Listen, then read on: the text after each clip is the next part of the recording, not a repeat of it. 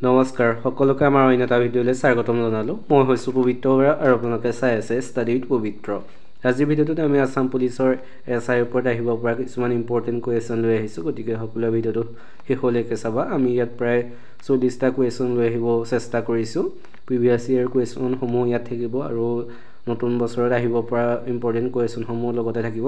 আৰু তোমালোকে ইয়াৰ PDF-টো পাই যাবা, টেলিগ্ৰামত পাবা, ডেছক্ৰিপশ্যনতে লিংকটো আছে আৰু হোৱাটছআপ গ্ৰুপৰো লিংক আছে। যিসকলে জইন হৈ ল'ব বিচাৰা সকলো জইন হৈ ল'বা। তেন্তে বেছি দেৰি নকৰি কুৱেশ্যনসমূহৰ মাজলৈ যাব বিচাৰিছোঁ। আজিৰ প্ৰথম কুৱেশ্যনটো সুধিছে, সাৰ্কৰ সৰ্বমুঠ সদস্য দেশসমূহৰ সংখ্যা কিমান?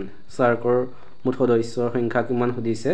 ইয়াৰ ৰাইট এনচাৰটো হৈছে অপশ্যন বি, 8খন। সাৰ্কৰ সৰ্বমুঠ দেশসমূহৰ সংখ্যা হৈছে 8খন। এইকেইখন মনত ৰাখিবা তোমালোকে: আফগানিস্তান, বাংলাদেশ, ভূটান, ভাৰত, মালদ্বীপ, নেপাল, পাকিস্তান আৰু শ্ৰীলংকা।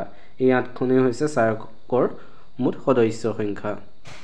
আমি তাৰপিছত আহিছোঁ 2 নম্বৰ কুৱেশ্যনলৈ। 2 নম্বৰ কুৱেশ্যন সুধিছে, ভাৰতত ৰাষ্ট্ৰীয় বিজ্ঞান দিৱস কেতিয়া পালন কৰা হয়? ৰাষ্ট্ৰীয় বিজ্ঞান দিৱস কেতিয়া পালন কৰা হয় সুধিছে। অপশ্যন 4টাৰ ভিতৰত শুদ্ধটো হৈছে অপশ্যন চি, 28 ফেব্ৰুৱাৰী। 28 ফেব্ৰুৱাৰী তাৰিখটো ৰাষ্ট্ৰীয় বিজ্ঞান দিৱস হিচাপে পালন কৰা হয়। আমি তাৰপিছত 3 নম্বৰ কুৱেশ্যনলৈ আহিছোঁ। 3 নম্বৰ কুৱেশ্যন সুধিছে, লতাকতাৰণ কোনজন আহোম ৰজাৰ শাসনকালত হৈছিল? যি লতাকতাৰণ সেই ৰণ কাৰ দিনত হৈছিল সুধিছে। ইয়াৰ অপশ্যন 4টাৰ ভিতৰত শুদ্ধটো হৈছে অপশ্যন এ, ৰাজেশ্বৰ সিংহ। ৰাজেশ্বৰ সিংহৰ দিনত লতাকতাৰণ সংঘটিত হৈছিল। আমি তাৰপিছত 4 নম্বৰ কুৱেশ্যনলৈ আহিছোঁ। 4 নম্বৰ কুৱেশ্যন সুধিছে, পোংগল ভাৰতৰ কোনখন ৰাজ্যৰ উৎসৱ? কোনখন ৰাজ্যৰ এটি উৎসৱ হৈছে পোংগল? ইয়াৰ অপশ্যনৰ শুদ্ধটো হৈছে অপশ্যন ডি, তামিলনাডু। তামিলনাডুৰ এটি উৎসৱ হৈছে পোংগল, সকলোৱে মনত ৰাখিবা। আমি তাৰপিছত আহিছোঁ 5 নম্বৰ কুৱেশ্যনলৈ। 5 নম্বৰ কুৱেশ্যন সুধিছে, পবিতৰা অভয়াৰণ্য কোনখন জিলাত অৱস্থিত? পবিতৰা অভয়াৰণ্যখন কোনখন জিলাত অৱস্থিত সুধিছে। ইয়াৰ অপশ্যন 4টাৰ ভিতৰত শুদ্ধটো হৈছে অপশ্যন বি, মৰিগাঁও জিলাত। পবিতৰা অভয়াৰণ্যখন মৰিগাঁও জিলাত অৱস্থিত। আমি তাৰপিছত আহিছোঁ 6 নম্বৰ কুৱেশ্যনলৈ। 6 নম্বৰ কুৱেশ্যন সুধিছে, জৱাহৰলাল নেহৰুৰ সমাধিস্থলক কি বুলি জনা যায়? এই সমাধিস্থলৰ ওপৰত কুৱেশ্যন অহা দেখা যায়, জৱাহৰলাল নেহৰুৰ সমাধিস্থলক। ইয়াৰ অপশ্যনৰ শুদ্ধটো হৈছে অপশ্যন চি, শান্তিবন। জৱাহৰলাল নেহৰুৰ সমাধিস্থলক শান্তিবন বুলি জনা যায়। আমি তাৰপিছত আহিছোঁ 7 নম্বৰ কুৱেশ্যনটো। এইটো তোমালোকৰ বাবে ৰাখিছোঁ। ইয়াৰ উত্তৰটো কি হয় সকলোৱে কমেণ্ট কৰি জনাবা। কুৱেশ্যন সুধিছে, ভাৰতৰ লৌহ মানৱ বুলি কাক কোৱা হয়? ইয়াত দিছে চৰ্দাৰ বল্লভভাই পেটেল, জৱাহৰলাল নেহৰু, BR আম্বেদকাৰ, মহাত্মা গান্ধী। গতিকে ইয়াৰ শুদ্ধ উত্তৰটো কি হয় সকলোৱে কমেণ্ট কৰি জনাবা। আমি তাৰপিছত 8 নম্বৰ কুৱেশ্যনলৈ আহিছোঁ। 8 নম্বৰ কুৱেশ্যন সুধিছে, প্ৰথম ভাৰতীয় মহিলা ৰাজ্যপাল কোন? প্ৰথম ভাৰতীয় মহিলা ৰাজ্যপাল কোন আছিল সুধিছে। ইয়াৰ ৰাইট এনচাৰটো হৈছে অপশ্যন বি, সৰোজিনী নাইডু। সৰোজিনী নাইডু হৈছে প্ৰথম ভাৰতীয় মহিলা ৰাজ্যপাল। আমি তাৰপিছৰ 9 নম্বৰ কুৱেশ্যনলৈ আহিছোঁ। 9 নম্বৰ কুৱেশ্যন সুধিছে, ভাৰতৰ ৰাষ্ট্ৰপতিক কোনে শপত বাক্য পাঠ কৰোৱায়? ভাৰতৰ ৰাষ্ট্ৰপতিক কোনে শপত বাক্য পাঠ কৰোৱাই সুধিছে। ইয়াৰ অপশ্যনৰ শুদ্ধটো হৈছে অপশ্যন এ, ভাৰতৰ মুখ্য ন্যায়াধীশে। ভাৰতৰ মুখ্য ন্যায়াধীশে ৰাষ্ট্ৰপতিক শপত বাক্য পাঠ কৰোৱায়। আমি তাৰপিছত আহিছোঁ 10 নম্বৰ কুৱেশ্যনলৈ। 10 নম্বৰ কুৱেশ্যন সুধিছে, অসম দিৱস কিমান তাৰিখে পালন কৰা হয়? অসম দিৱস কিমান তাৰিখে পালন কৰা হয় সুধিছে। ৰাইট এনচাৰটো হৈছে অপশ্যন চি, 2 ডিচেম্বৰ তাৰিখে। 2 ডিচেম্বৰ তাৰিখে অসম দিৱস বা চুকাফা দিৱস হিচাপে পালন কৰা হয়। আমি তাৰপিছত আহিছোঁ 11 নম্বৰ কুৱেশ্যনলৈ। 11 নম্বৰ কুৱেশ্যন সুধিছে, খাজুৰাহো মন্দিৰ কোনখন ৰাজ্যত অৱস্থিত? খাজুৰাহো মন্দিৰ কোনখন ৰাজ্যত সুধিছে ভাৰতৰ। ৰাইট এনচাৰটো হৈছে অপশ্যন ডি, মধ্যপ্ৰদেশ। মধ্যপ্ৰদেশত খাজুৰাহো মন্দিৰ অৱস্থিত। আমি তাৰপিছত আহিছোঁ 12 নম্বৰ কুৱেশ্যনলৈ। 12 নম্বৰ কুৱেশ্যন সুধিছে, ভাৰত নাট্যম কোনখন ৰাজ্যৰ লোকনৃত্য? ভাৰত নাট্যম কোনখন ৰাজ্যৰ লোকনৃত্য সুধিছে। ৰাইট এনচাৰটো হৈছে অপশ্যন বি, তামিলনাডু। তামিলনাডুৰ এটি লোকনৃত্য হৈছে ভাৰত নাট্যম। আমি তাৰপিছত আহিছোঁ 13 নম্বৰ কুৱেশ্যনলৈ। আমি সৰ্বমুঠ 40টা কুৱেশ্যন আলোচনা কৰিম। 40টা বা 35টা শেষত গম পাবা গতিকে সেই শেষত তোমালোকে কমেণ্ট এটা কৰি জনাবা যি 35টা কুৱেশ্যনৰ ভিতৰত তোমালোকে কিমানটা শুদ্ধ উত্তৰ কৰিব পাৰিছা আৰু কুৱেশ্যনটো আমি উত্তৰটো কোৱাৰ আগতে তোমালোকে কমেণ্ট কৰি চাবা ইয়াৰ উত্তৰটো কি হয় আৰু শুদ্ধ শেষত সকলো হিচাপ কৰি 35টাৰ ভিতৰত তোমালোকে 30টা 35টা কিমান পাৰিছা কমেণ্ট কৰি জনাবা তাৰপিছত আহিছোঁ 13 নম্বৰ কুৱেশ্যনটোলৈ 13টো সুধিছে ভাৰতৰ নীতি আয়োগ কিমান চনত গঠন হয় ভাৰতৰ নীতি আয়োগ কিমান চনত গঠন হৈছিল ৰাইট এনসাৰটো হৈছে অপশ্যন ডি 2015 চনত 2015 চনত ভাৰতৰ নীতি আয়োগ গঠন হয় আৰু ইয়াৰ প্ৰধান সভাপতি হৈছে প্ৰধানমন্ত্ৰী তাৰপিছত আহিছোঁ 14 নম্বৰ কুৱেশ্যনটোলৈ 14 নম্বৰ কুৱেশ্যন সুধিছে পৰাগ উৎসৱ কোনটো জনগোষ্ঠীয়ে পালন কৰে পৰাগ উৎসৱ কোনটো জনগোষ্ঠীয়ে পালন কৰে সুধিছে ৰাইট এনসাৰটো হৈছে অপশ্যন এ মিচিংসকলে পৰাগ উৎসৱটো উদযাপন কৰে আমি তাৰপিছত 15 নম্বৰ কুৱেশ্যনটোলৈ আহিছোঁ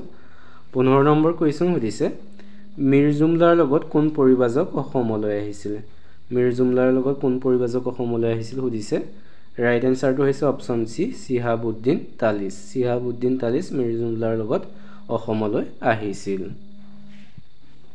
আমি তাৰপিছৰ 16 নম্বৰ কুৱেশ্যনলৈ আহিছোঁ 16 নম্বৰ কুৱেশ্যন সুধিছে জাতিংগা ক'ত অৱস্থিত সুধিছে ইয়াৰ অপশ্যন কেইটাৰ ভিতৰত শুদ্ধ উত্তৰটো হৈছে অপশ্যন বি ডিমা হাছাও জাতিংগা অৱস্থিত আমি তাৰপিছত আহিছোঁ 17 নম্বৰ কুৱেশ্যনলৈ 17 নম্বৰ কুৱেশ্যন সুধিছে নিৰ্মল হৃদয় নামৰ অনাথ আশ্ৰমখনৰ প্ৰতিষ্ঠাতা কোন যি নিৰ্মল হৃদয় সেই অনাথ আশ্ৰমখনৰ কোনে প্ৰতিষ্ঠা কৰিছিল সুধিছে ৰাইট এনসাৰটো হৈছে অপশ্যন এ মাদাৰ টেৰেছাই যি নিৰ্মল হৃদয় নামৰ অনাথ আশ্ৰমখন প্ৰতিষ্ঠা কৰিছিল আমি তাৰপিছত আহিছোঁ 18 নম্বৰ কুৱেশ্যনলৈ 18 নম্বৰ কুৱেশ্যন সুধিছে কোচ বংশৰ শ্ৰেষ্ঠ ৰজা কোন আছিল সুধিছে ৰাইট এনসাৰটো হৈছে অপশ্যন চি নৰনাৰায়ণ আছিল কোচ বংশৰ শ্ৰেষ্ঠ ৰজা আৰু প্ৰথম কোচ বংশ কোনে প্ৰতিষ্ঠা কৰিছিল সুধিব পাৰে বিশ্বসিংহই আমি তাৰপিছত আহিছোঁ 19 নম্বৰ কুৱেশ্যনলৈ 19 নম্বৰ কুৱেশ্যন সুধিছে ভূটানৰ মুদ্ৰাৰ নাম কি মুদ্ৰা কি বুলি জনা যায় সুধিছে ৰাইট এনসাৰটো হৈছে অপশ্যন বি গালট্ৰাম বুলি কোৱা হয় ভূটানৰ মুদ্ৰাক তাৰপিছত আহিছোঁ আজিৰ 20 নম্বৰ কুৱেশ্যনলৈ 20 নম্বৰ কুৱেশ্যন সুধিছে প্ৰথম এছিয়ান গেমছ ক'ত অনুষ্ঠিত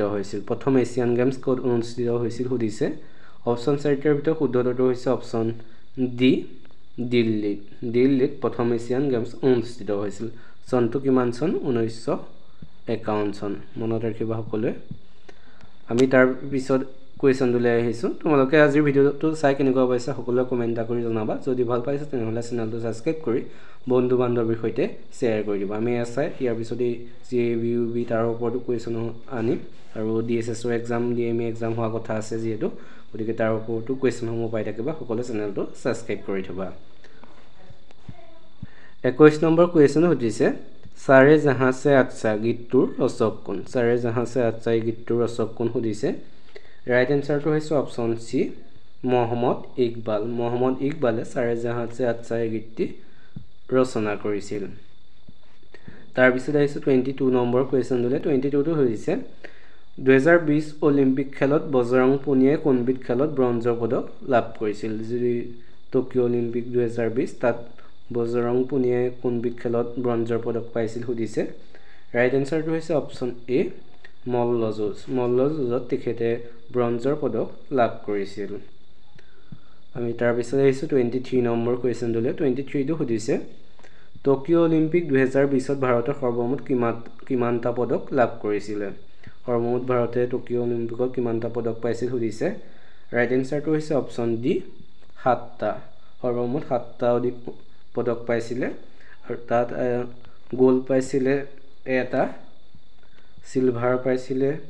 2টা আৰু যি ব্ৰঞ্জৰ পদক পাইছিলে 4টা টোটেল আছিলে 7টা পদক পাইছিলে ভাৰতে আমি তাৰপিছত আহিছোঁ 24 নম্বৰ কুৱেশ্যনলৈ 24টো সুধিছে বিখ্যাত ইডেন গাৰ্ডেন ষ্টেডিয়ামখন ক'ত অৱস্থিত সুধিছে ৰাইট এনসাৰটো হৈছে অপশ্যন এ কলকাতাত বিখ্যাত ইডেন গাৰ্ডেনখন অৱস্থিত আমি তাৰপিছৰ 25 নম্বৰ কুৱেশ্যনলৈ আহিছোঁ 25টো সুধিছে ৰাষ্ট্ৰসংঘৰ মুখ্য কাৰ্যালয় ক'ত অৱস্থিত ৰাষ্ট্ৰসংঘৰ মুখ্য কাৰ্যালয় ক'ত অৱস্থিত সুধিছে ৰাইট এনসাৰটো হৈছে অপচন সি নিউয়ৰ্ক নিউয়ৰ্কত ৰাষ্ট্ৰসংঘৰ মুখ্য কাৰ্যালয় অৱস্থিত আমি তাৰ পিছৰ 26 নম্বৰ কোৱেশ্চনটো লৈ আহিছো 26টো সুধিছে বিশ্ব স্বাস্থ্য সংস্থাৰ মুখ্য কাৰ্যালয় ক'ত অৱস্থিত বিশ্ব স্বাস্থ্য সংস্থাৰ মুখ্য কাৰ্যালয় ইয়াৰ ৰাইট এনসাৰটো হৈছে অপচন বি জেনেভা জেনেভাত বিশ্ব স্বাস্থ্য সংস্থাৰ মুখ্য কাৰ্যালয় অৱস্থিত আমি তাৰ পিছত আহিছো 27 নম্বৰ কোৱেশ্চনটোলৈ 27টো সুধিছে সৌৰজগতৰ কোনটো গ্ৰহ সূৰ্যৰ আটাইতকৈ ওচৰত থকা গ্ৰহটোৰ নাম কি সুধিছে ইয়াৰ ৰাইট এনসাৰটো হৈছে অপচন ডি বুধ গ্ৰহটো হৈছে সূৰ্যৰ আটাইতকৈ ওচৰত থকা গ্ৰহ আমি তাৰ পিছত আহিছো 28 নম্বৰ কোৱেশ্চনটোলৈ 28টো সুধিছে আকবৰনামা কাৰ ৰচনা আকবৰনামা কোনে ৰচনা কৰিছিল সুধিছে ৰাইট এনসাৰটো হৈছে অপচন সি আবুল ফজলে আকবৰনামাখন ৰচনা কৰিছিল আমি তাৰ পিছত 29 নম্বৰ কোৱেশ্চনটোলৈ আহিছো 29টো সুধিছে বিদ্ৰোহী কবি বুলি কোনজন ব্যক্তিক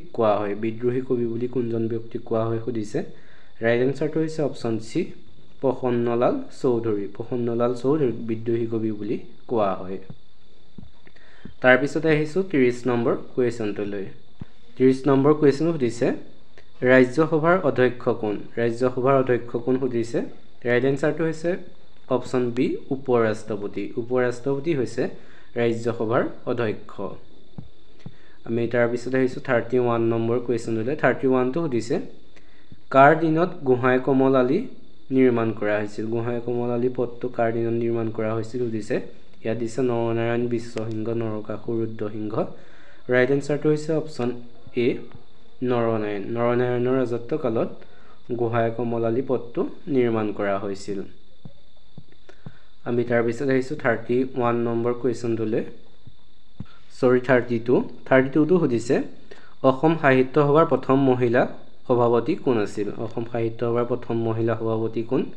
ৰাইট এনসাৰটো হৈছে অপচন এ নলিনীবালা দেৱী হৈছে অসম সাহিত্য সভাৰ প্ৰথম মহিলা সভাপতি আমি তাৰ পিছত আহিছো 33 নম্বৰ কোৱেশ্চনটোলৈ 33টো সুধিছে সাহাৰা মৰুভূমি কোনখন মহাদেশত অৱস্থিত কোনখন মহাদেশত আছে ৰাইট এনসাৰটো হৈছে অপচন সি আফ্ৰিকা মহাদেশত সাহাৰা মৰুভূমিখন অৱস্থিত তাৰ পিছত আহিছো 34 নম্বৰ কোৱেশ্চনটোলৈ 34টো সুধিছে কোন বছৰত দীপৰ বিলক ৰামসাৰ ক্ষেত্ৰ হিচাপে ঘোষণা কৰা হৈছিল দীপৰ বিলক কেতিয়া ঘোষণা কৰিছিল চনটো হৈছে অপচন ডি 2002 চনত দীপৰ বিলক ৰামসাৰ ক্ষেত্ৰ হিচাপে ঘোষণা কৰা হৈছিল তাৰ পিছত আহিছো আজিৰ 35 নম্বৰ কোৱেশ্চনটোলৈ 35টো সুধিছে খেৰাই উৎসৱ কোনটো জনগোষ্ঠীয়ে